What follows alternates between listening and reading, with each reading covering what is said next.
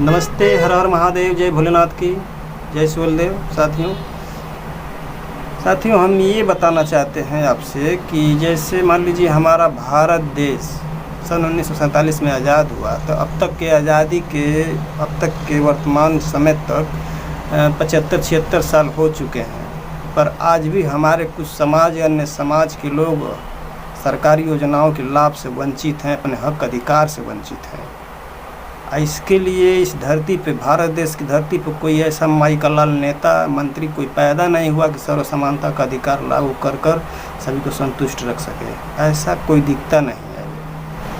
माननीय ओम प्रकाश राजभर जी हमेशा गरीबों, असहाय, कमज़ोरों की हक अधिकार की बात करते हैं, एक फ्री समान शिक्षा की बात करते हैं, तो अच्छी बात है। यही सब कहते हैं तो जो उच्च श्रेणी के लोग हैं, जो सरकारी संस्थाओं से लाभ ले रहे हैं, सरकारी परिवारवाद जैसे फैले हुए हैं, तो ये लोग कहते हैं कुछ बड़ बोले हैं, बहुत अनाप शनाप बोल देते हैं। अरे भाई, जब अगला हक अधिकार अपना सब कुछ मांग रहा है तो नहीं दोगे तो कुछ ना कुछ तो सुनना ही पड़ेगा, ये तो स्वाभाविक है।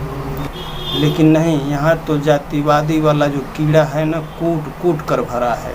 और जो कमज़ोर, असहाय, गरीब लोग के जो नेता होते हैं, जो वहाँ तक पहुँच रखने वाले होते हैं, वो अपने अधिकार की जब बात करते हैं तो यही लोग कहते हैं कि जातिवाद कर रहा है। अरे पहले से तुम खुद जातिवाद किए हो।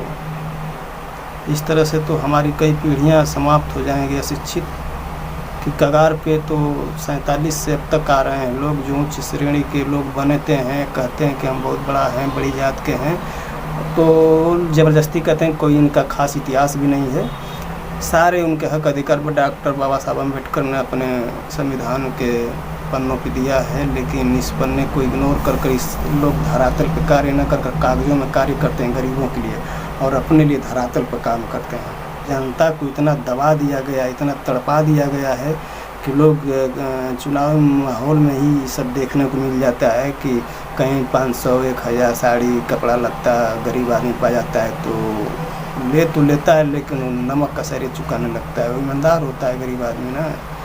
ये लुटेरे जो होते हैं, जो बड़े लोग होते हैं, जो पावर पकड़ वाले होते हैं, वहाँ प्रधानमंत्री, मुख्यमंत्री, ये सब जितना बड़ी चीज़ है, यहाँ तक वो अपना जाल बिछाए होते हैं, तो इन लोगों को कोई दिक्कत नहीं होता है। झेलना गरीब को पड़ता है। बाहर से आए, देश पे कब्जा किए, देश को चलाए, अब तक वो लोग बड़े हैं। तो इसीलिए समाज में और किसी भी जाति में जो आपके हक और अधिकार की बात करे तो उसके साथ रहना चाहिए। इसी में भलाई है। अब धरातल पे पूर्वांचल में एक ही नेता वो दिखते हैं, माननीय ओम प्रकाश राजभर साहब जी। उनकी नीतियों से हम बहुत प्रभावित होते हैं, बहुत खुश होते हैं, इसलिए कि सदन में अब तक किसी का न्यूज़ ऐसा नहीं देखा गया है कि जो लाभ से, सरकारी योजनाओं के लाभ से जो अपने हक अधिकार से वंचित हैं, उस जातियों का नाम वो सदन में लिए हो। कभी नहीं, ऐसा कुछ नहीं हुआ है, कभी नहीं हुआ है। इसलिए और हमारे समाज में कुछ ऐसे लोग हैं कि अपना निजी स्वार्थ के लिए अलग होकर वो विरोध करना चालू कर देते हैं। इस सब से कुछ होने वाला नहीं है। और ये जो मुद्दा है, जो आवाज़ उठा रहा है, उनके साथ अन्य तमाम समाज के लोग जुड़ गए हैं, ऐसी बात नहीं है। तो जहाँ सच्चाई है वहीं पर रहना चाहिए। किसी के बरगलाने से आप इधर उधर ना हो, तब देखिए।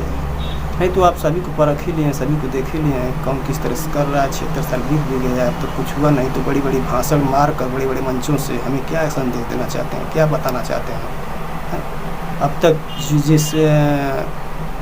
जिस जगह पे हम लोगों के बच्चे, गरीब कमज़ोर असहाय के बच्चे जो हैं, कंपोजिट विद्यालय सरकारी स्कूल में जो पढ़ते लिखते हैं, क्या पढ़ते हैं, कोई शासन अनुशासन, तनख्वाह 1.5 लाख 2 लाख। तो ये सब का सिस्टम है, ये लोग समझ नहीं पा रहे हैं। ये लोग समझते हैं कि ये लोग अंधे बहरे हैं, इन लोगों से कोई मतलब नहीं है। शासन में बने रहना ही हमारे लिए बहुत मतलब है, और इनसे कैसे भी वोट सपोर्ट लेकर हम शासन करते रहेंगे, जो वर्तमान में देखा भी जा रहा है और दिख भी रहा है, सब देखा जाता है। तो ये ऐसे ही इन्हीं सब कारणों से साथियों, जब तक आप एकता का मिसाल नहीं कायम करेंगे तब तक सत्ता स्थापित नहीं कर सकते हैं। और सत्ता में ही सब कुछ है, ताकत है, सब कुछ आपका छिपा हुआ है सत्ता में। साथियों, फिर हम मिलेंगे आपसे अगली नेक्स्ट वीडियो में। तब तक के लिए धन्यवाद। जय हिंद, जय भारत, जय महाराजा सुहेलदेव राय जी की जय हो।